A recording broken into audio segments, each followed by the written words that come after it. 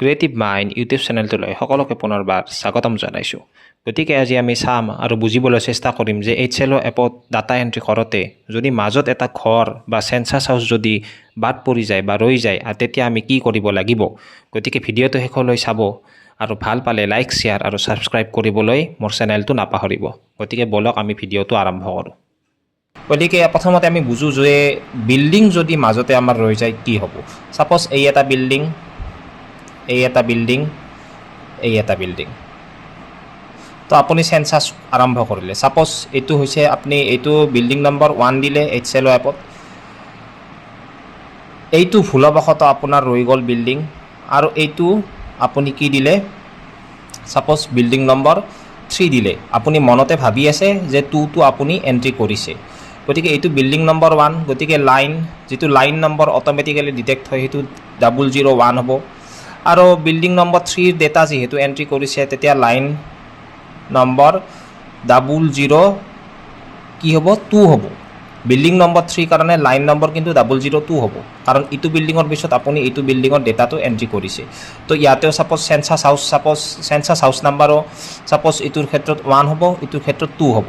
এতিয়া এই ঘৰটো কৰাৰ পিছত আপোনাৰ চাগে মনত পৰিল যে মাজত এটা কি ৰৈ গৈছে, বিল্ডিং এটা আপোনাৰ মাজত বিল্ডিং এটা ৰৈ গৈছে।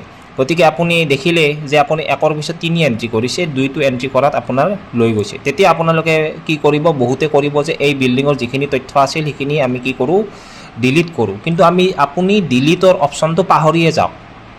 আপুনি ডিলিট যিমানে নকৰিব আপোনাৰ কাৰণে সিমানে মংগল। গতিকে ডিলিট নকৰাকৈও আমি কিছুমান কাম কৰিব পাৰোঁ। তেতিয়া প্ৰথমতে আপুনি কি কৰিব, যিহেতু মাজৰ বিল্ডিং নম্বৰটো আপোনাৰ ৰৈ গৈছে, গতিকে আপুনি কি কৰিব, আপুনি বিল্ডিং নম্বৰটোতো আপুনি নিজে ভৰাব লাগিব। গতিকে আপুনি কি কৰিলে, বিল্ডিং নম্বৰ 2 দিলে। কিন্তু ইয়াতে লাইন নম্বৰ কিমান আহিব, লাইন নম্বৰ 0003 আহি যাব। আৰু এইটো চেঞ্চাছ হাউচ নম্বৰো কি হ'ব, চেঞ্চাছ হাউচ যিটো নম্বৰ হ'ব সেইটো নিউ হ'ব, সেইটো আপোনাৰ কি হ'ব, চেঞ্চাছ হাউচ নম্বৰো কিন্তু নিউ হ'ব, তেতিয়া 3 হ'ব। গতিকে এনেকুৱা যদিও হয় তেতিয়াও কিন্তু আপোনাৰ কোনো ধৰণৰ সমস্যা নহ'ব, যদিহে আপুনি লগে লগে গম পায় যে এই ঘৰটো কৰাৰ পিছতে মাজৰ ঘৰটো ৰৈ যোৱা বুলি যদি আপোনালোকে গম পায়, লগে লগে আপোনালোকে এই কামটো কৰিব, ডিলিটৰ ফালে আপোনালোকে মাথা নামাৰিবই।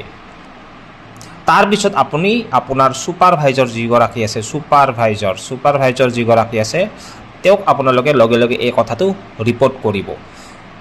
তাৰপিছত আমি চাওঁ চেঞ্চাছ হাউচ। ছাপ'জ এটা ঘৰত 3টা চেঞ্চাছ হাউচ আছে, বিল্ডিং নম্বৰ এটাই, তো চেঞ্চাছ হাউচ ছাপ'জ 3টা আছে। তো আপুনি এই চেঞ্চাছ হাউচটো কৰিলে, চেঞ্চাছ হাউচ নম্বৰ নিউ, এইটো নিউ চেঞ্চাছ হাউচ নম্বৰ দিলে, এইটোতো নিউ চেঞ্চাছ হাউচ নম্বৰ দিলে। বিল্ডিং নম্বৰ যিটো বিল্ডিং নম্বৰ আছিল সেই বিল্ডিং নম্বৰটো কি হ'ব, ছেমে হ'ব। তো এইটো চেঞ্চাছ হাউচ নম্বৰ 1, এইটো চেঞ্চাছ হাউচ নম্বৰ ছাপ'জ এইটো আপুনি দিলে ছাপ'জ 3, ছেম কেছ। মাজতটো ছাপ'জ ৰৈ গ'ল, যদি এইটো ৰৈ যায় তেতিয়াও কিন্তু আপুনি বিল্ডিং নম্বৰটো বাৰে বাৰে কি কৰিব, বিল্ডিং নম্বৰটো ৰিপিট হ'ব। যদি অট'মেটিকেলি গম পায় যে মই লগে লগে গম পাইছোঁ যে 3টো এণ্ট্ৰি কৰাৰ পিছত মই 2টো কৰা নাই, পাহৰি গ'লোঁ, তেতিয়া বিল্ডিং নম্বৰটো ৰিপিট কৰক। তাৰপিছত চেঞ্চাছ হাউচ যিটো নম্বৰ হ'ব, এইটোৱে ছাপ'জ 1 পালে, এইটোৱে ছাপ'জ 2 পালে, আৰু এইটোৱে কি পাব, তেতিয়া মাজতো যিটো ৰৈ গৈছে সেইটো 3 চেঞ্চাছ হাউচ নম্বৰ পাব।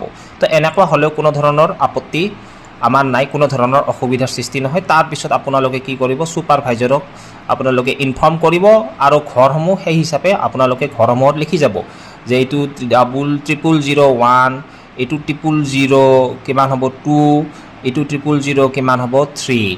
এইটো নিয়মতে 2 হ'ব লাগিছিল, কিন্তু লাষ্টত এণ্ট্ৰি কৰিছে কাৰণে এইটো আপোনাৰ কি হ'ব, 3 লৈকে পৰিৱৰ্তিত হ'ব। এতিয়া আমি আহোঁ শেষৰটো চিনাৰিঅ'লৈকে।